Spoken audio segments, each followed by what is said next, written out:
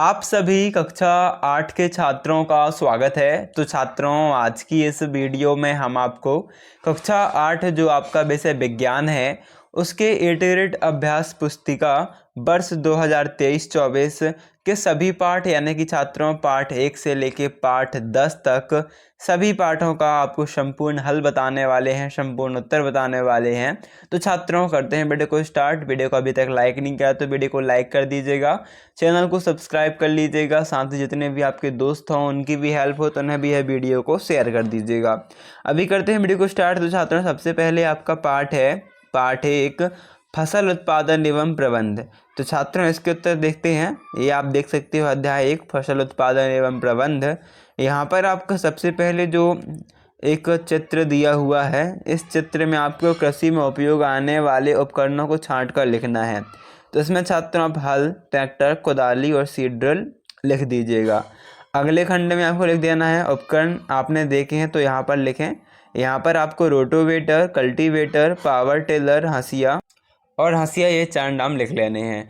अगले खंड में छात्रों आपको बुआई, मिट्टी तैयार करना है तो पहले बुआई लिख लेना है, फिर खाद एवं आवश्यक एवं उर्वरक देना, सिंचाई, खरपतवार की सुरक्षा और फिर अंतिम में भंडारण लिख लेना है। अभी प्रश्न उत्तर की बात करना छात्रों, तो आपका जो पहला प्रश्न है, दिए गए शब्दों में चुनकर स्थानों की पूर्ति कीजिए। जून से सितंबर माह तक खालिस्तान फसल की बुआई की जाती है, तो इसमें आपको उत्तर आ जाएगा खरीफ। फिर है सीड ड्रिल यंत्र द्वारा बुआई करने से समय एवं श्रम की बचत होती है, मतलब खालिस्तान में आपका सीड ड्रिल आ जाएगा। फिर तीसरा प्रश्न है खाद एक प्राकृतिक पदार्थ है जो खालिस्तान के अवशेष से प्राप्त होते हैं, तो गोबर एवं पौधा के अवशेष से के विघटन से प्राप्त होते हैं। फिर है असमतल भूमि वाले क्षेत्रों में सिंचाई के लिए खालिस्तान का उपयोग किया जाता है, तो यहाँ पर छात्रों आपको उत्तर लिख देना, छिड़काव तंत्र का उपयोग किया जाता है। फिर है 2,4-D एक खरपतवार नाशी है, क्या जाएगा उत्तर में, खरपतवार नाशी है। फिर दूसरे प्रश्न, सही विकल्प के आगे सही का निशान लगाइए। तो है निम्नलिखित में से किस कार्य से मिट्टी को पोषक तत्व प्राप्त नहीं होते हैं, तो यहाँ पर छात्रों आपको उत्तर क्या लिख देना है, कटाई करने से, ठीक है ना। नेक्स्ट क्वेश्चन है आपका, पहेली जल की कमी वाले क्षेत्र में रहती है, वह सिंचाई के लिए किस विधि का उपयोग करे कि जल व्यर्थ ना होकर सीधे पौधों की जड़ों को मिले, तो यहाँ पर छात्रों आपका उत्तर आएगा ड्रिप तंत्र, ठीक है। तीसरा प्रश्न, निम्न में से रबी फसल की का सही युग में है, तो गेहूं और चना आपका उत्तर हो जाएगा। अगला प्रश्न छात्रों आपका चौथा है, काटी गई फसल से बीजों या दानों को भूसे से अलग करने का कार्य किस मशीन द्वारा किया जाता है, तो यहाँ पर आपको उत्तर लिख देना छात्रों, कंबाइन मशीन द्वारा किया जाता है। फिर खरपतवार हटाने की क्रिया को कहते हैं, तो निराई कहते हैं। और जो आपका 6वां प्रश्न है, यहाँ पर 6वें प्रश्न में आपको उत्तर लिख देना है डी, यानी कि नाइट्रोजन, पोटेशियम, फास्फोरस आपका सही उत्तर रहेगा। इसके बाद छात्रों आपका इसमें अति लघुत्तरीय प्रश्न है, प्रश्न 4, फसल से आप क्या समझते हैं, फसलों को कितने भागों में बांटा जा सकता है, तो उत्तर लिखना है, किसी स्थान पर एक जैसे पौधों को एक साथ उगाना फसल कहलाता है। फसल दो वर्गों में बांटा जा सकता है, पहला है खरीफ फसल, दूसरा है रबी फसल। फिर है बीजों को उचित दूरी पर बोना क्यों आवश्यक है, तो इसमें उत्तर लिखना है, पौधों को अत्यधिक घने होने से करने के लिए बीजों को उचित दूरी पर बोना आवश्यक है। यहाँ पर देखो रोकने के लिए है, तो यहाँ पर आपका रो हट गया है, रो मिट गया है, यहाँ वाले एक जगह रोकने, ठीक है। पौधों को अत्यधिक घने होने से रोकने के लिए बीजों को उचित दूरी पर बोना आवश्यक है। इससे फसल को, ठीक है, यहाँ पर क्या आएगा, इससे फसल, यहाँ पर भी थोड़ा मिटा हुआ है, यहाँ पर लिखना है आपको इससे फसल, यहाँ पर क्या लिख दीजिएगा, इससे फसल को सूर्य का प्रकाश, पोषक एवं जल प्राप्त मात्रा में पर्याप्त होता है। इसके बाद छात्रों आपका अगला प्रश्न क्या है, सिंचाई के पारंपरिक स्रोतों के नाम लिखिए, तो इसमें उत्तर लिखना, सिंचाई के पारंपरिक तरीकों के नाम क्या है, मोटर यानी घिरनी, चैन पंप, ढेकली और रहट। फिर है पशुपालन किसे कहते हैं, तो उत्तर लिखना है, आर्थिक दृष्टि से उपयोगी पशुओं का पालन पोषण पशुपालन कहलाता है, यह बड़े पैमाने पर किया जाता है।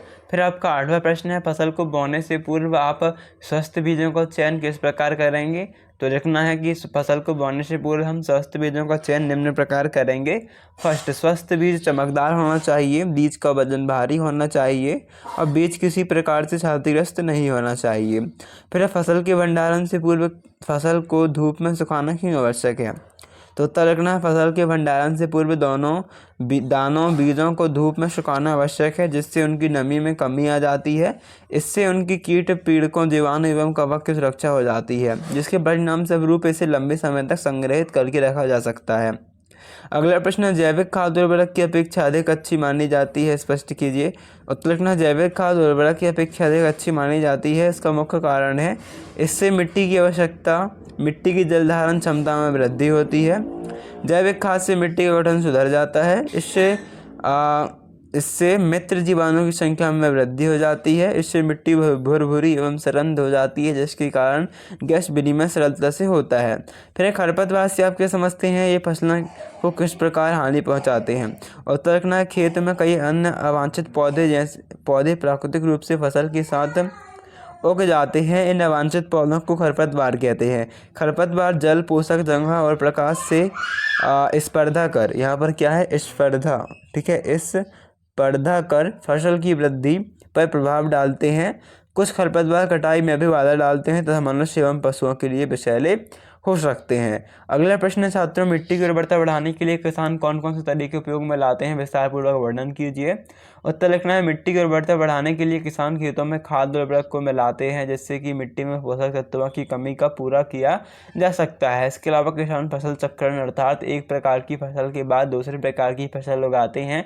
साथ ही साथ वर्मी कंपोस्टिंग का अर्थात केंचुए की खाद का भी उपयोग मिट्टी की उर्वरता बढ़ाने के लिए किसानों द्वारा किया जाता है। फिर आपको छात्रों टिप्पणी लिखनी है। पहला है हल, तो हल में तर्कना है, हल का उपयोग जुताई, खाद मिलाने, खरपतवार निकालने एवं मिट्टी खुरोचने के लिए किया जाता है। यह औजार लकड़ी का बना होता है। फिर है आपका कुदाली, इसमें तर्कना है, कुदाली का उपयोग खरपतवार निकालने एवं मिट्टी को पूला करने के लिए किया जाता है। इसमें लकड़ी अथवा लोहे की छड़ होती है। कल्टीवेटर, तो इसमें रखना है, कल्टीवेटर एक कृषि उपकरण है जिसका उपयोग खेत की जुताई करने में किया जाता है। और सीड ड्रिल में रखना, सीड ड्रिल एक कृषि उपकरण है जो फसलों के लिए, इसके लिखना है, जो फसलों के लिए बीज की बुवाई करता है। इसके द्वारा बीजों में समान दूरी एवं गहराई बनी रहती है। फिर छात्रों, आपका प्रोजेक्ट बने, तो आपका प्रोजेक्ट वन में क्वेश्चन क्या है, मूंग अथवा चने के बीज लेकर उन्हें गीली रुई अथवा कपड़े में लपेट कर रखिए एवं होने वाले परिवर्तनों को तालिका में नोट कीजिए। तो यहाँ पर छात्रों आपको क्रमांक दिया गया है और समय दिया गया है और होने वाले परिवर्तन आपको खुद से लिखने हैं। तो आपका जो पहला क्रमांक है 24 घंटे, इसमें लिख देना है अंकुरित होते हैं। क्या होते हैं, बीज अंकुरित होते हैं। 2 दिन बाद अंकुरण का बढ़ना, मतलब बीज धीरे धीरे बड़े होने लगते हैं। फिर 5 दिन बाद तो मूंग का छोटा पौधा बनता है ना, 5 दिन में छोटा पौधा बनता है। 10 दिन बाद मूंग का बड़ा पौधा बनना, ये आपको लिख देना है। अगला प्रश्न है, इसमें आपको छात्रों बीजों के अंकुरण की विभिन्न अवस्थाओं का आपने जो अवलोकन किया उनको चित्र बनाकर दर्शाना है। मतलब हमने 4 बताए, अंकुरित होता है, अंकुरण का बढ़ना, मूंग का छोटा पौधा बनना, फिर मूंग का बड़ा पौधा बनना, है ना, इनका चित्र बना के बताना है। तो यहाँ पर आपको सबसे पहले एक चित्र बनाना है, इसमें एक बीज बनाना है। इस प्रकार से एक क्या बना देना है, ऐसा बीज बना देना, जैसे कि ये बना हुआ है।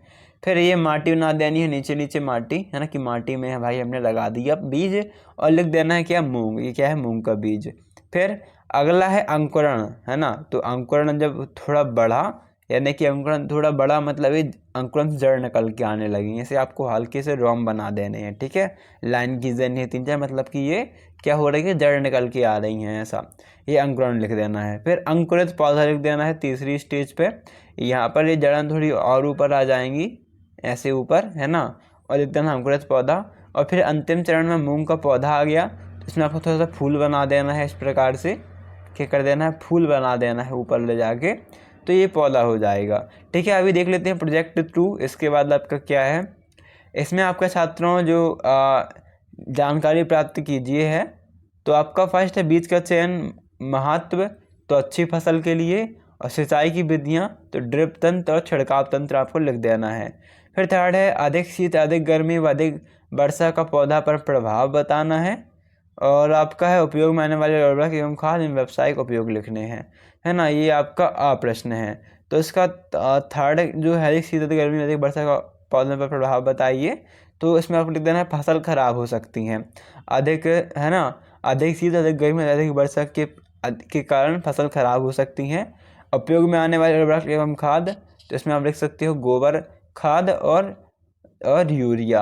अब व्यावसायिक उपयोग क्या है, तो व्यावसायिक उपयोग लिख सकते हो आप। इन पौधों को हम बेच सकते हैं, बिक्री की जा सकती है। फिर है कृषि में उपयोग आने वाले कुछ मशीनों का, तो आपको पहले में लिख देना है मल्टीवेटर, सीड और कल्टीवेटर और सीड ड्रिल। दूसरे में लिख देना है ड्रिप तंत्र विधि और छिड़काव तंत्र विधि, है ना। और फिर है आपका तीसरा, इसमें तो रखना पौधों को खरपतवार से बचाने के लिए पौधशाला में उगाते हैं। चौथे में लिख देना प्राकृतिक रूप से उग जाने वाले पौधे फसल की वृद्धि के लिए हानिकारक हैं। फिर पांचवा आप देख सकते हो विधियां सुखाना छानना। अगला अध्याय है अध्याय 2, सूक्ष्मजीव मित्र एवं शत्रु। इसमें आपका ये क्या है, आपको लिख देना सूक्ष्मजीव, और इन्हें हम आँखों से नहीं देख सकते हैं। और फिर आपका जो निम्न बॉक्स में भरना है, तो जीवाणु, शैवाल, कवक, प्रोटोजोआ, पैरामीशियम, यीस्ट, स्ट्रेप्टोमाइसिन और ये विषाणु वायरस हैं।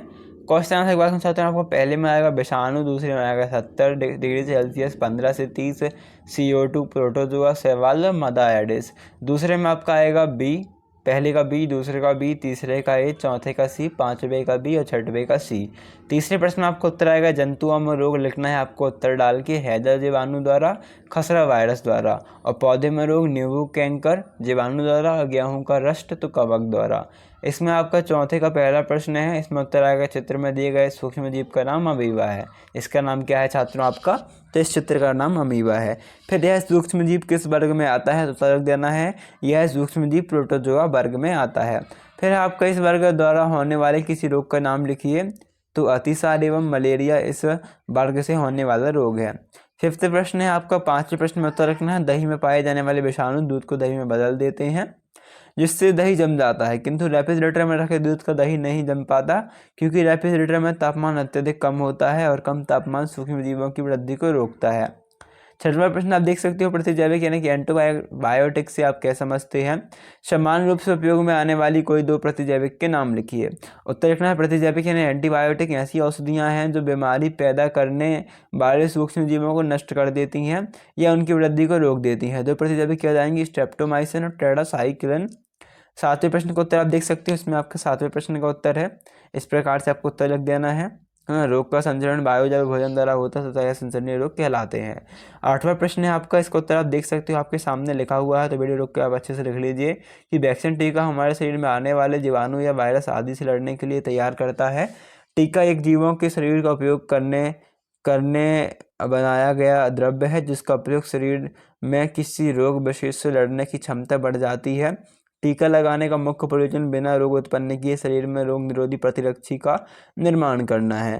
फिर नौवां है पाश्चुरीकरण से क्या समझते हैं, इस प्रक्रिया की खोज किस वैज्ञानिक ने की थी। इसका उत्तर आप देख सकते हो, दूध का उच्च ताप तक गर्म करके तुरंत ठंडा किया जाता है। इस प्रक्रिया में दूध को दूषित करने वाले जीवाणु मर जाते हैं। यह क्रिया पाश्चुरीकरण कहलाती है। इस प्रक्रिया की खोज लुई पाश्चर नामक वैज्ञानिक ने की थी। 9वें प्रश्न का छात्रों उत्तर आपके सामने है, तो इसे आप वीडियो रोक के अच्छे से लिख लीजिए। फिर आप 9वें का दूसरे प्रश्न का उत्तर देख सकते हो, है ना। दूसरे और तीसरे प्रश्न का उत्तर भी आपके सामने है। फिर ये आपका 11वां प्रश्न और इसके उत्तर भी आपके सामने है, इसे आप अच्छे से लिख लीजिए। ये भोजन को विषाक्त बना देते हैं, है ना, ये विषाक्त लिखा हुआ है। फिर आपका 12वां प्रश्न है, इसका उत्तर भी आपके सामने है, देख सकते हो। देन छात्रों आपका 13वां प्रश्न है, तो इसमें आपको नाम बताना है चित्र का, तो नाइट्रोजन चक्र लिख देना है और ये चित्र आपको बना देना है, ठीक है, ये चित्र आपको बना देना है। 14वां प्रश्न है, इसमें आपको लिख देना है ऊपर वाली लाइन में मनुष्य से सूक्ष्म जीवों द्वारा होने वाले सामान्य रोग, और फिर ये आपको तालिका बना देनी है, ठीक है। प्रोजेक्ट 1 में आपका जो पहला क्वेश्चन है, इसमें छात्रों आपको उत्तर लिखना है हाँ हमें दोनों गमलों की वस्तुओं में अंतर दिखाई देता है। दूसरे में उत्तर लिखना है दोनों गमलों में से गमले एक ही सामग्री का अपघटन हो गया है।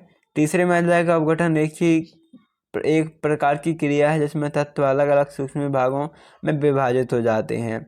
और फिर आपके छठवें में लिखना है गमला बी की सामग्री का अपघटन नहीं हुआ क्योंकि उसके तत्व अलग अलग सूक्ष्म भागों में विभाजित नहीं हुए।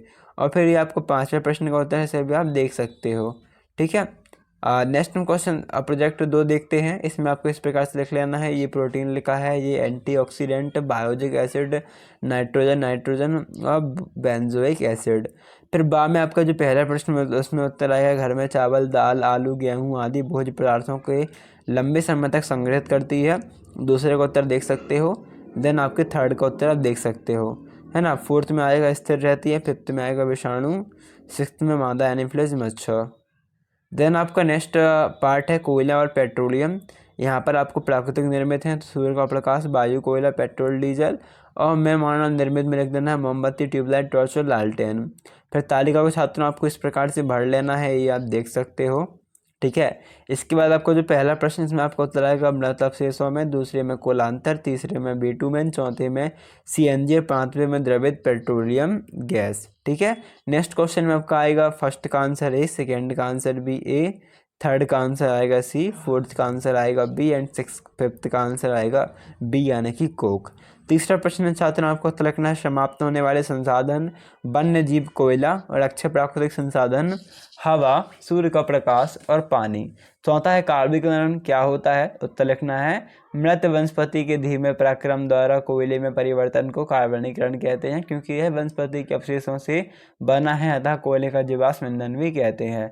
फिर है भारत में प्राकृतिक गैस कहाँ कहाँ पाई जाती है, नाम लिखिए। उत्तर लिखना है भारत में प्राकृतिक गैस के विशाल भंडार हैं। हमारे देश में प्राकृतिक गैस त्रिपुरा, राजस्थान, महाराष्ट्र, कृष्णा, गोदावरी डेल्टा में पाई जाती है। फिर है कोयले के प्रक्रमण द्वारा प्राप्त उपयोगी उत्पादों के नाम लिखिए। इसमें उत्तर लिखना है कोयले के प्रक्रमण द्वारा प्राप्त उपयोगी उत्पाद को कोक, कोलतार और कोयला गैस आदि हैं। फिर जीवाश्म ईंधन किसे कहते हैं, इसका उत्तर आप देख सकते हो। आठवां प्रश्न है, इसमें आपका फर्स्ट पॉइंट आएगा घरों और कारखानों में सीधा जलाया जा सकता है। सेकेंड पॉइंट आएगा वाहनों में ईंधन के रूप में उपयोग किया जाता है। और थर्ड पॉइंट है यह सस्ता, सरल उपयोग में प्रदूषण रहित है। फिर आपका 9वें प्रश्न का उत्तर आपके सामने छात्रों से आप अच्छे से वीडियो पॉज करके लिख लीजिए। ये आपका 10वें प्रश्न का उत्तर से भी आप देख सकते हो, ठीक है। इसके बाद यह आपके 11वें प्रश्न में उत्तर रहेगा।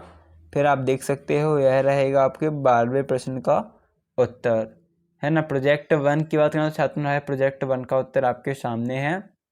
प्रोजेक्ट 1 का जो फर्स्ट क्वेश्चन में आपको उत्तर रखना है सितंबर, अक्टूबर, नवंबर, दिसंबर, जनवरी, फरवरी माह में बिजली का बिल कम आया। सेकेंड में रखना है जून माह में बिजली का बिल व्यय अधिक हुआ। थर्ड में लिखना है बिजली बिल मई जून माह में अधिक आया, इसका कारण कूलर पंखों का उपयोग है। फिर बिजली की खपत कम करने के लिए आप क्या क्या प्रयास कर सकते हैं, तो बिजली की खपत कम करने के लिए LCD बल्ब का इस्तेमाल करना चाहिए। फिर ऊर्जा के अन्य वैकल्पिक स्रोतों की सूची बनाइए, तो ऊर्जा के वैकल्पिक स्रोत सौर ऊर्जा, पवन ऊर्जा आदि हैं। प्रोजेक्ट 2 आप देख सकते हो ईंधन संरक्षण, तो नारे दिए गए हैं, पोस्टर दिए गए हैं, साइकिल चलाओ ईंधन बचाओ, खुशहाली की एक चाबी, ईंधन की ना हो बर्बादी, जन जन तक संदेश पहुंचाना है, डीजल पेट्रोल गैस बचाना है। यह आपका उत्तर रहेगा। अध्याय है छात्रों आपका अध्याय 4 जो कि है दहन एवं ज्वाला। तो यहाँ पर आपका जो आपको भरना है पाठ की पूर्व तैयारी में, तो यहाँ पर फर्स्ट में आपका जलती है, जल्दी जलती है, और तीसरे में आएगा थोड़ी देर बाद जलती है। ये आपको बताना था, तो इस प्रकार से आपको बता देना है। फिर आपका देखो प्रश्न क्रमांक 1 है, यहाँ पर क्वेश्चन है दहन के लिए तो O2 यानी कि ऑक्सीजन आवश्यक है। फिर ईंधन के ऊष्मीय मान को किलो जूल प्रति किलोग्राम मात्रक द्वारा प्रदर्शित किया जाता है। तीसरा प्रश्न है वह न्यूनतम ताप जिस पर कोई पदार्थ जलने लगता है तो क्या कहलाता है, उसका ज्वलन ताप कहलाता है। अगला प्रश्न है छात्रों सबसे अच्छा अग्निशमक, तो वो है CO2 यानी कि कार्बन डाइऑक्साइड। ईंधनों के अपूर्व दहन से कार्बन मोनोऑक्साइड यानी कि CO, है ना, CO को क्या कहते हैं, कार्बन मोनोऑक्साइड गैस निकलती है। फिर है सही विकल्प के आगे सही का निशान लगाइए। तो जो फर्स्ट क्वेश्चन है वो जो 4 समान प्रकनलियों में पानी की समान मात्रा को गर्म करता है वह अपनी प्रकनली को ज्वाला के विभिन्न क्षेत्रों में रखता है, पहले सबसे ऊपर, फिर बीच में, फिर सबसे नीचे, और फिर नीचे और बीच के स्थान में, ठीक है। तो आपसे पूछा है किस प्रकनली में सबसे पहले उबलेगा, तो सबसे ए प्रकनली में, मतलब जब सबसे ऊपर रखोगे यहाँ पर इस पॉइंट में रखें प्रकनली ए, मतलब बाह्य क्षेत्र में रखेंगे जब इस पॉइंट पे, जब सबसे पहले उबलेगा। अगला प्रश्न है निम्न में से किसका ज्वलन ताप अधिक होगा, तो सूखी घास का ज्वलन ताप अधिक होगा, मतलब बहुत जल्दी वो सूखी घास जल जाएगी। फिर वायु में किस गैस की अधिक मात्रा विश्व उष्णन यानी कि ग्लोबल वार्मिंग जिसके कारण की गर्मी बढ़ती है ना, गर्मी मतलब तापमान बहुत तेज बढ़ता है, का कारण बनती है, तो वो है कार्बन डाइऑक्साइड के कारण, ठीक है। अगला प्रश्न है विद्युत उपकरण तथा पेट्रोल जैसे ज्वलनशील पदार्थों में लगी आग को नियंत्रित किया जा सकता है, तो कार्बन डाइऑक्साइड यानी कि CO2 से हम आग को बंद कर सकते हैं, है ना। आपने देखा होगा लाल कलर के सिलेंडर होते हैं, उनका उपयोग किया जाता है। अगला है, कौन सा पदार्थ कमरे के ताप पर वायु में जल उठता है। तो कमरे के ताप पर वायु में भी जल उठता है अपने आप ही, वो है फास्फोरस। इसके बाद छात्रों आपका तीसरा प्रश्न है, इसमें आपको दहन क्या है बताना है। तो उत्तर आ जाएगा दहन रासायनिक प्रक्रम जिसमें पदार्थ ऑक्सीजन से अभिक्रिया कर ऊष्मा देता है, दहन कहलाता है। फिर आपको बताना है नीचे दिए गए पदार्थों में से दह एवं अदह पदार्थों को पहचान कर लिखना है। मतलब जो जलेंगे वो पदार्थ, जो नहीं जलेंगे वे पदार्थ। तो दह पदार्थ हो जाएगा कागज, लकड़ी, मिट्टी, तेल, कोयला आदि। आदह मतलब जो नहीं जलेंगे वो जाएंगे लोहे की कील, पत्थर, कांच आदि। फिर है दहन के लिए आवश्यक परिस्थितियाँ कौन कौन सी हैं। तो छात्रों आपका यहाँ पर उत्तर आ जाएगा, दहन के लिए ऑक्सीजन जरूरी है, ज्वलन ताप और दहनशील वस्तु होना आवश्यक है। फिर है ज्वलन ताप किसे कहते हैं। गीले कागज तथा सूखे कागज में किसे जलाना आसान होगा और क्यों। तो उत्तर लिखना है ज्वलन ताप डैश वह न्यूनतम ताप जिस पर कोई पदार्थ जलने लगता है। मतलब मान लो कोई कागज है, तो यह समझ लो आपके 2 डिग्री आपके मतलब किसी एक ताप पर, मान लो कि आप मोमबत्ती के पास रखते हो ऊपर 2 डिग्री ताप में, तो वह जलने लगता है ना। तो वह क्या हो जाएगा, ज्वलन ताप हो जाएगा। और गीला कागज रखते हो तो वो उस मतलब ताप में नहीं जलता है, उसे और ज़्यादा ताप चाहिए, मोमबत्ती से भी ज़्यादा, मतलब 5-10 मोमबत्ती का ताप, या फिर 10-15 डिग्री का ताप, है डिग्री सेल्सियस का ताप, तो वह जलेगा। तो वह उसको क्या कहलाता है, जलन ताप कहलाता है। वैसे 35-40 के ऊपर ही जलेगा, 50-110 के बीच में, इससे नीचे में नहीं जलता है। फिर यहाँ पर देख सकते हो गीले कागज और सूखे कागज में, सूखे कागज को जलाना आसान होगा क्योंकि सूखे कागज ज्वलन ताप गीले कागज की अपेक्षा कम है ना। मतलब जल्दी जल जाएगा, कम ताप से भी जल जाएगा। फिर ऊष्मीयमान किसे कहते हैं। ईंधन के ऊष्मीयमान को किस मात्रक द्वारा प्रदर्शित किया जाता है। तरह या किसी ईंधन के 1 किलोग्राम के पूर्ण दहन से प्राप्त ऊष्मा की मात्रा उसका ऊष्मीयमान कहलाती है। ईंधन के ऊष्मीयमान को किलोजूल प्रति किलोग्राम मात्रक द्वारा प्रदर्शित किया जाता है ना। यह है आपकी परिभाषा, और मात्रा क्या हो जाएगा, किलोजूल प्रति किलोग्राम मात्रक हो जाएगा। अगला प्रश्न छात्रों, बंद कमरे में कोयला सिगड़ी जलाकर सोना खतरनाक क्यों होता है, कारण लिखिए। तो देखो उत्तर क्या लिखना है, ईंधनों का अपूर्ण दहन, ईंधन क्या हो जाएंगे, कोयला हो जाएगा, लकड़ी हो जाएगी। ईंधनों का अपूर्ण दहन कार्बन मोनोऑक्साइड गैस यानी कि CO देता है। यह अत्यंत विषैली गैस है, इसलिए बंद कमरे में कोयला जलाना खतरनाक होता है। अब बंद कमरे में गैस बाहर जा नहीं पाएगी, गैस अंदर ही भरी रहेगी, और वह जहरीली जो गैस है, का धुआं एक व्यक्ति को नुकसान करता है, उसी प्रकार से सिगड़ी का निकलती है जो गैस है ना, ईंधन के जलने से CO जो निकलती है, यह भी उसी प्रकार विषैली है और वह नुकसान करती है। इस कारण हमें कमरे को बंद नहीं रखना चाहिए, कमरा खुल रखना चाहिए जिससे गैस बाहर निकल जाए। फिर ईंधन क्या है, आदर्श ईंधन की विशेषताएं लिखिए। उत्तर लिखना है, ऐसे पदार्थ जो कि ऑक्सीजन की उपस्थिति में जलने पर आसानी से जलने लगते हैं और अधिक मात्रा में ऊष्मा उत्पन्न करते हैं, ईंधन कहलाते हैं। विशेषताएं देख सकते हो, अच्छे ईंधन वायु में सामान्य दर से सुगमतापूर्वक जलते हैं, ये अधिक मात्रा में ऊष्मा उत्पन्न करते हैं, ये जलने के उपरांत कोई अवांछनीय पदार्थ नहीं छोड़ते। फिर दहन के विभिन्न प्रकारों को उदाहरण सहित लिखिए। तो छात्रों आपका फर्स्ट पॉइंट आएगा तीव्र दहन, स्वतः दहन, विस्फोटक। तीव्र दहन में आपका लिख देना है LPG, CNG, पेट्रोल। स्वतः दहन मतलब जो खुद से आग पकड़ लेते हैं, तो वो है जंगल में आग लगना, आकाश से बिजली गिरना, जो कि अपने आप ही बिजली गिरती है, अपने आप ही जंगल में जब पेड़ टकराते हैं तो आग लग जाती है। और विस्फोटक तो फटाके, मतलब जो कि एकदम से बड़ी ध्वनि के साथ, है ना, ध्वनि के साथ बहुत ज़्यादा हानि करते हैं, वो विस्फोटक कहलाते हैं। फिर है विद्युत उपकरण एवं पेट्रोल जैसे ज्वलनशील यानी कि जल्दी जलने वाली पदार्थों में लगी आग में कार्बन डाइऑक्साइड सबसे अच्छा अग्निशामक है। स्पष्ट कीजिए, सबसे अच्छा अग्निशामक है मतलब बहुत जल्दी आग को बुझाने वाला है, कैसे। तो आपको बताना है विद्युत उपकरण एवं पेट्रोल जैसे पदार्थों में लगी आग के लिए कार्बन डाइऑक्साइड अच्छा अग्निशामक है, क्योंकि ऑक्सीजन भरी होने के कारण कार्बन डाइऑक्साइड आग को एक कंबल की तरह लपेट लेती है।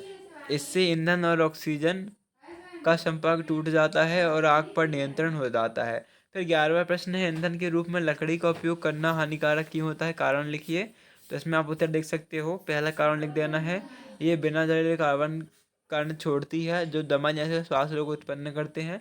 लकड़ी का पूर्ण दहन कार्बन मोनोऑक्साइड गैस देता है, यह अत्यंत विषैली गैस है। लकड़ी के जलने से धुआं उत्पन्न होता है जो मनुष्य के लिए हानिकारक है। वृक्षों की कटाई वनोन्मूलन का कारण बनती है जो पर्यावरण के लिए हानिप्रद है।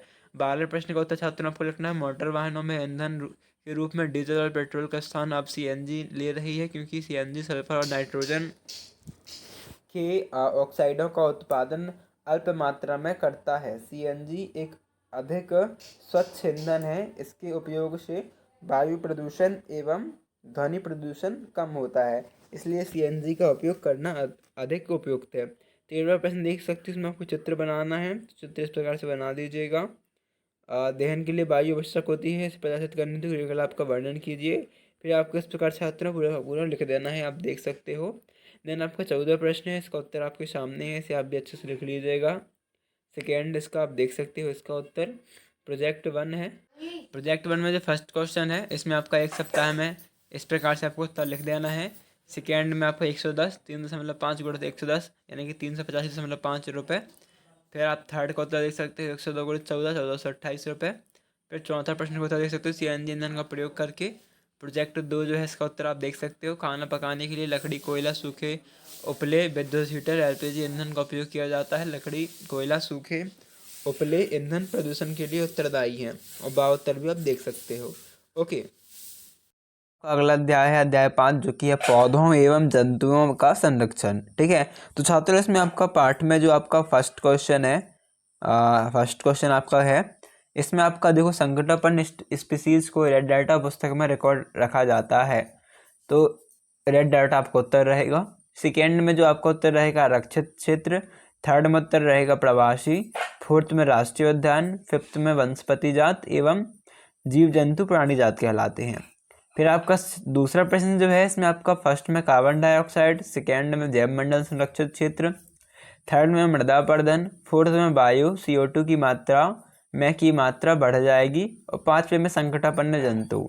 अगला प्रश्न जो है छात्रों, इसमें आपको फर्स्ट में उत्तर लिखना है भारतीय विशाल गिलहरी तथा उड़ने वाली गिलहरी इस क्षेत्र की विशेष क्षेत्रीय प्राणी है।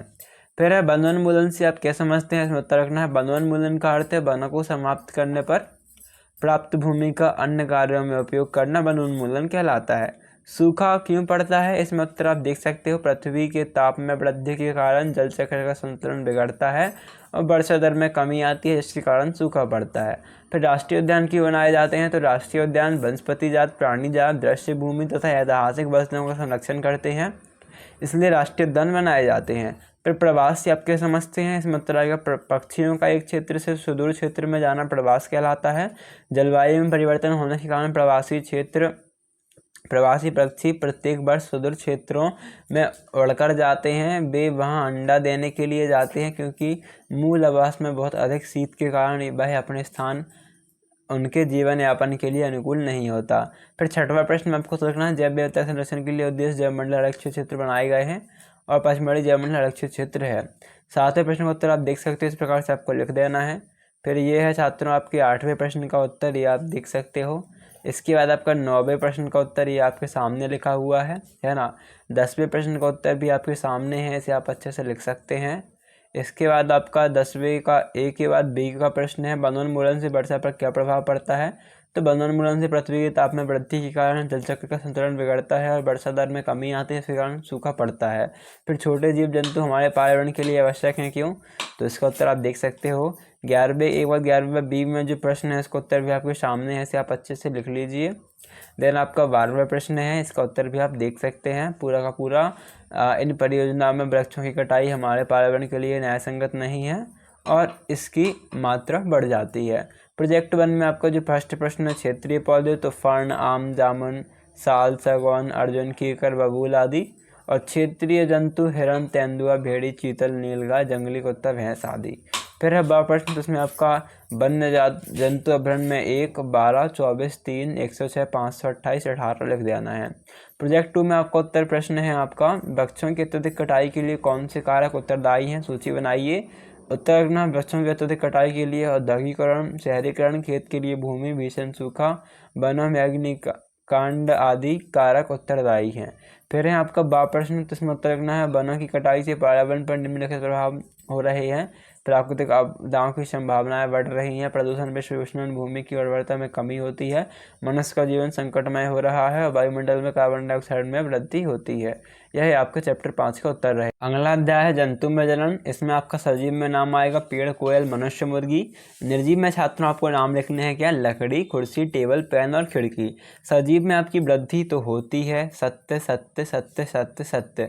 निर्जीव में फर्स्ट में असत्य, सेकेंड में सत्य, फिर असत्य असत्य असत्य आपका आ जाएगा। सेकेंड में देखो तो मनुष्य में शिशु है ना, अब इसके आगे देख सकते हो ब्लॉट। बिल्ली में क्या, बिल्ली के बच्चे को क्या कहते हैं, कुत्ते के बच्चे को क्या कहते हैं, तितली में प्यूपा, मुर्गी में अंडा, गाय में बछड़ा, मेंढक में टैडपोल, कुत्ते में पिल्ला। इस प्रकार से आपको क्या करना है, लिख देना है। देन आपका देखो नेक्स्ट क्वेश्चन है प्रश्न नंबर 1। इसमें आपको जो फर्स्ट खालिस्तान में आएगा वो आएगा प्रजनन, सेकेंड खालिस्तान में निषेचन, थर्ड में लैंगिक, फोर्थ में जरायु और पांचवें में अलैंगिक आ जाएगा। अगला प्रश्न सही विकल्प के आएंगे, सही के चिन्ह लगाइए। तो पर्यावरणीय शिशु का विकास होता है मादा के शरीर में। सेकेंड में आएगा बी यानी कि ए अंडे, बी आरंभी टेडपोल, सी बात का टेडपोल और डी वयस्क। अगला प्रश्न थर्ड, इसमें आएगा कायिक प्रवर्धन, फोर्थ में आएगा आयोडीन, फिफ्थ में अमीबा में। फर्स्ट क्वेश्चन में है आपका आईवीएफ का पूरा नाम, तो ये देख सकते हो इन विट्रो निषेचन। सेकेंड में आएगा शुतुरमुर्ग का अंडा सबसे बड़ा होता है। थर्ड में आएगा भ्रूण का नियंत्रण विकास कहाँ होता है, तो गर्भाशय में भ्रूण का नियंत्रण विकास होता है। फोर्थ में आएगा जनन जाति स्पीसीज की निरंतरता बनाने के लिए आवश्यक है जंतु प्रजनन की विधियाँ, लैंगिक जनन और अलैंगिक जनन है। पांचवा उत्तर आप देख सकते हो आपके सामने है, आंतरिक निषेचन किसे कहते हैं और बाह्य निषेचन किसे कहते हैं। फिर आपको छठवां प्रश्न में आपको चित्र बनाने हैं, तो ये आपके नामांकित चित्र आपको इस प्रकार से चित्र बना लेने हैं। सातवें प्रश्न का उत्तर आपके सामने है, इसे आप अच्छे से कॉपी कर लीजिए। देन आपके आठवें प्रश्न का उत्तर भी आप देख सकते हो। इसके बाद आपके 9वें प्रश्न का उत्तर आप देख सकते हैं। 10वें प्रश्न का चित्र आप देखो, चित्र इस प्रकार से बनेगा, बना लीजिएगा। और फिर आपको लिखना है इस प्रकार से हाइड्रा में भी एक एकल जनक से निकलने वाले उद्धार्थ से नए जीव का विकास होता है। इस प्रकार के जनन को, जिसमें केवल एक ही जनक नए जीव को जन्म देता है, लैंगिक जनन कहते हैं। हाइड्रा मुकुल से नया जीव विकसित होता है, इसलिए इस प्रकार के जनन को मुकुलन कहते हैं। फिर बी देख सकते हो अमीबा में द्विखंडन यह चित्र बनेगा और इस प्रकार से थ्योरी लिखनी है। प्रोजेक्ट बन जाए जंतुओं के नाम, तो गाय, घोड़ा, हाथी, गधा, बंदर, कबूतर, कौआ, मोर, डक, हंस, ये नाम लिख देने हैं। छठवें नंबर से एन कबूतर से लिख देना है अन्नपराग जंतु और उसके ऊपर लिख देना है जरायु जंतु। ठीक है, नेक्स्ट क्वेश्चन में आपको हाइड्रा मुकुलन एवं अमीबा में द्विखंडन के चित्र का ड्राइंग शीट पर बनाकर कक्षा में प्रदर्शित करना है। तो ड्राइंग शीट बनानी है, इस प्रकार से आपको चित्र बने हैं, अमीबा में द्विखंडन, हाइड्रा में मुकुलन। ठीक है, अभी हम देखते हैं प्रोजेक्ट 2। इसमें आपको 5 दिवस में रखना है, जड़ एवं शाखा, पत्तियां, फूल खिलना। पार्ट 7 जो है किशोरावस्था की ओर। तो यहाँ पर छात्रों आपका जो फर्स्ट में आपका है 11 से 18 वर्ष, बालक में शारीरिक विकास और बालिका में जननांग विकसित। युवावस्था में आप देख सकते हो 16 से 18 प्रजनन, बाल, इसके पे बदले बाल आना, गर्भाधान अंडासन का विकास, मानसिक विकास 6 से 12 वर्ष तक और जन्म से 5 वर्ष तक रेंगना, मानसिक विकास और चलना। इसके बाद छात्रों आपका देखो, आपका जो फर्स्ट क्वेश्चन है इसमें आएगा स्वरतंत्र, दूसरे में पीयूष तंत्री, ग्रंथि, आप थर्ड में इंश्योरेंस, फोर्थ में ग्वाइटर, फिफ्थ में कायंतर आएगा। ठीक है, सेकेंड का फर्स्ट में सी आएगा, सेकेंड के सेकेंड में ए आएगा, सेकेंड इसके बाद थर्ड में बी आएगा, फोर्थ में सी, फिफ्थ में आंसर बात करें तो फिफ्थ में आपका डी आंसर रहेगा। अगले प्रश्न है फर्स्ट, इसमें आपको एक आगे मिला है, एक गद्यांश मिला है, एक पैराग्राफ मिला है। फर्स्ट क्वेश्चन का आंसर आप देख सकते हो, इस प्रकार से आपको लिखना है। सेकेंड क्वेश्चन का आंसर देख सकते हो। फिर आपका थर्ड क्वेश्चन किशोरों को क्या कहते हैं, तो इसका उत्तर भी आपको देखो यहीं मिलेगा।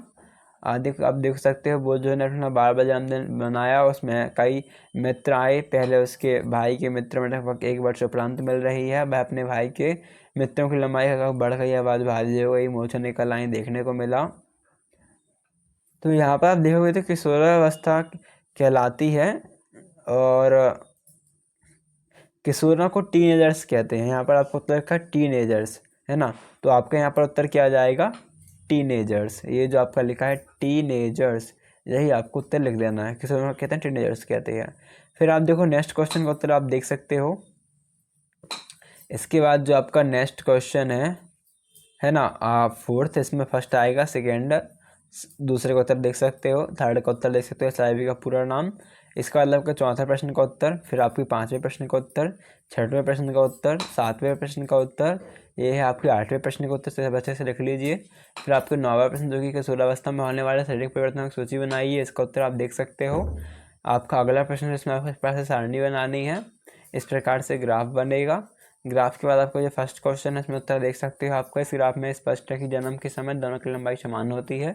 सेकेंड में 16 वर्ष, थर्ड में 20 वर्ष। दीर्घोत्तरी की फर्स्ट में उत्तर आप देख सकते हो, इस प्रकार से आपको लिखना है, ठीक है। इसके बाद आपका सेकेंड में इस प्रकार से आपका चित्र बनेगा। 11वें में आपका यह चित्र बनेगा। इसके बाद आपको इस प्रकार से और थ्योरी लिखनी है। इसके बाद छात्रों आपके 12वें प्रश्न में यह उत्तर है आपके सामने। प्रोजेक्ट 1 है, इसका उत्तर आप देख सकते हो, इस प्रकार से चार्ट बनेगा। सेकेंड का उत्तर आप देख सकते हो। 8वां प्रश्न है बल तथा दाब। इसमें उत्तर की बात करें तो आपका बल, परिणाम, संपर्क, गुरुत्वाकर्षण, वायुमंडलीय उत्तर रहेगा। पहले में सूत्र, दूसरे में ए, तीसरे में ए, चौथे में ए, फिर आपका पाँचवें में बी उत्तर रहेगा। असल उत्तर में जो फर्स्ट क्वेश्चन इसका उत्तर आप देख सकते हो। काटने तथा सुराख करने वाले औजारों के किनारे सदैव तीक्ष्ण होते हैं, जिसके कारण क्षेत्रफल कम हो जाता है किंतु दाब उतना ही अधिक हो जाता है और हमारा कार्य आसान हो जाता है। फिर किसी पृष्ठ पर लगने वाले दाब को परिभाषित कीजिए एवं सूत्र लिखिए। तो दाब की परिभाषा क्या है? किसी पृष्ठ के प्रतीकांक क्षेत्रफल पर लगने वाले बल को दाब कहते हैं। दाब बराबर बल बटा क्षेत्रफल जिस पर यह लगता है। थर्ड को तो देख सकते हो, बल लगने पर किसी वस्तु में निम्नलिखित परिवर्तन होते हैं: विराम से गति अवस्था में, चाल में परिवर्तन, दिशा में परिवर्तन, आकृति में परिवर्तन। फोर्थ का उत्तर भी आपके सामने है। फिर आपका फिफ्थ का उत्तर देख सकते हो, ये आपका सिक्स प्रश्न जो है द्रव परिवर्तन। बर्तन की दीवारें पर समान गहराई पर समान दाब डालते हैं, क्रियाकलाप द्वारा दर्शाइए, इसका उत्तर आप देख सकते हो। छात्रों वीडियो ज़्यादा लंबी ना हो इसलिए जल्दी जल्दी हम आपको उत्तर बता रहे हैं, जल्दी वीडियो उत्तर को नोट कर लीजिए, है ना। आप 8वां प्रश्न देख सकते हो, 8वें प्रश्न का उत्तर देख सकते हैं। देन 9वां प्रश्न है, इसका आपका फर्स्ट उत्तर आप देख सकते हो, सेकेंड उत्तर और यह थर्ड उत्तर, ठीक है। 10वां प्रश्न है आपका, 10वें में उत्तर आप देख सकते हो। 10वें के बाद आपका 11वें प्रश्न का उत्तर देख सकते हो। 10वें का फर्स्ट सेकेंड और 10वें का थर्ड का उत्तर। प्रोजेक्ट में आपको उत्तर तो प्रोजेक्ट में आपका देखो इस प्रकार तालिका भर जाएगी। और 6वें में आपको पॉइंट लिखना है, आपको टायर की तेज़ गति, चलाना, गेंद को दबाना, गुब्बारे को फंसाना, लकड़ी से धक्का देना, हाथ से दबाना, मुंह से हवा भरना। नेक्स्ट है प्रोजेक्ट 2, इसमें आपका उत्तर देख सकते हो आप। इसका प्रोजेक्ट 2 का बा का उत्तर देख सकते हैं, है ना। ये आपके कंप्लीट उत्तर रहेंगे चैप्टर, कौन सा चैप्टर? आपके 8 तक। चैप्टर 9 है घर्षण। इसका आपका देखो तालिका इस प्रकार भर जाएगी, है ना। नेक्स्ट तालिका, फर्स्ट में सफेद थी, दूसरे में ऊष्मा, थर्ड में कम, प्रकृति, आकार और वॉल वायरिंग। ज़्यादा वीडियो लंबी ना हो इसलिए साथ में जल्दी आपको उत्तर बता रहे हैं, तो आप उत्तर से देख सकते हो और अपनी उत्तर पुस्तिका में लिख सकते हैं। फर्स्ट में डी आएगा, सेकेंड में डी, थर्ड में बी, फोर्थ में आपका डी, फिफ्थ में आपका उत्तर रहेगा सी। फर्स्ट क्वेश्चन जो है इसका उत्तर आप देख सकते हैं, घर्षण को प्रभावित करने वाले कारक निम्नलिखित हैं। एक के बाद आपका दूसरा प्रश्न है, इसका उत्तर आप देख सकते हो। तीसरा प्रश्न है, इसका उत्तर भी आपके सामने है। फिर आपको चौथा प्रश्न, इसका उत्तर आप देख सकते हो। इसके बाद आपको 5वां प्रश्न, इसका उत्तर आप देख सकते हैं। ये आपका 6वां प्रश्न, इसका उत्तर आपके सामने। 7वां प्रश्न, इसका उत्तर भी आप देख सकते हो। 8वां प्रश्न और इसका उत्तर। इसके बाद 9वां प्रश्न और इसका उत्तर। 9वें का सेकेंड उत्तर, 9वें का थर्ड, 10वें प्रश्न का उत्तर आपके सामने है। प्रोजेक्ट 1 में छात्रों आपको इस प्रकार से उत्तर लिखने हैं, ठीक है। के बाद प्रोजेक्ट बा का उत्तर आप देख सकते हो। प्रोजेक्ट 2 में आपका जो प्रश्न है इसका उत्तर आपके सामने है। प्रोजेक्ट बा में आपको टायर के चित्र चिपकाने हैं, ध्यान रखना चिपकाने हैं, तो आप चिपका दीजिएगा काट के कहीं से भी, बुक से या फिर अन्य चीज़ से निकाल के। यदि आप ना चिपका पाओ, यदि चित्र नहीं मिलते हैं तो आप इन्हें बना भी सकते हो, है ना। 10वां प्रश्न है ध्वनि। तो ध्वनि में आप देख सकते हो फर्स्ट, सेकेंड, थर्ड, फोर्थ, फिर fifth, sixth, seventh, eighth, ninth, tenth, इस प्रकार से आपको नाम डालने हैं। फर्स्ट क्वेश्चन में देख सकते हो 5 उत्तर इसके। कंपित, वाक्तंत्र, ठोस, हर्टज, शोर। फर्स्ट में ऊर्जा, फिर सेकेंड में ए, थर्ड में डी, फोर्थ में सी, फिफ्थ में बी। फर्स्ट प्रश्न का उत्तर इस प्रकार रहेगा, सेकेंड का उत्तर इस प्रकार रहेगा, थर्ड का उत्तर आप देख सकते हो। इसके बाद चौथे प्रश्न का उत्तर आप देख सकते हैं, आपके 5वें प्रश्न का उत्तर, 6वें प्रश्न का उत्तर, फिर 7वां प्रश्न इसका उत्तर, 8वें प्रश्न का उत्तर, 9वें प्रश्न का उत्तर। इसके बाद आपके 10वें प्रश्न का उत्तर। 10वें के बाद छात्रों पर 11वां प्रश्न, इसका उत्तर चित्र बनाना है और इस प्रकार से आपको लिख देना है। प्रोजेक्ट 1 इसका उत्तर आप देख सकते हो, हरि प्रसाद चौरसिया, उस्ताद जाकिर हुसैन, पंडित रविशंकर, अमजद अली खान, उस्ताद बिस्मिल्लाह खां, और फिर ढोलक, तबला, बांसुरी, डमरू, है ना। 10 आपको नाम लिख देने हैं। प्रोजेक्ट 2 का उत्तर देख सकते हो। प्रोजेक्ट 2 में आपको एक नारे लगाने हैं, नारे लिखने हैं और चित्र बनाना है। इसमें चित्र बना दीजिएगा। शोर को सरावा करते हैं, ध्वनि प्रदूषण फैलाते हैं, ध्वनि प्रदूषण पर रोक लगाने हैं, हमें जिम्मेदार नागरिक कहलाना है। फिर है पर नारे, तो ध्वनि प्रदूषण से बढ़ता है तनाव, वातावरण को बनाएं साफ। दूसरा, ध्वनि प्रदूषण पर रोक लगाएं, श्रवण शक्ति को तेज बनाएं। छात्रों, कंप्लीट सोल्यूशन आपका हो चुका है। वीडियो को लाइक करना मत भूलिएगा, चैनल को सब्सक्राइब कर लीजिएगा। जितने भी आपके दोस्त हैं उनकी हेल्प से वीडियो को शेयर कर दीजिएगा। Thanks for watching. अभी मिलते हैं नेक्स्ट वीडियो में, जब तक के लिए धन्यवाद।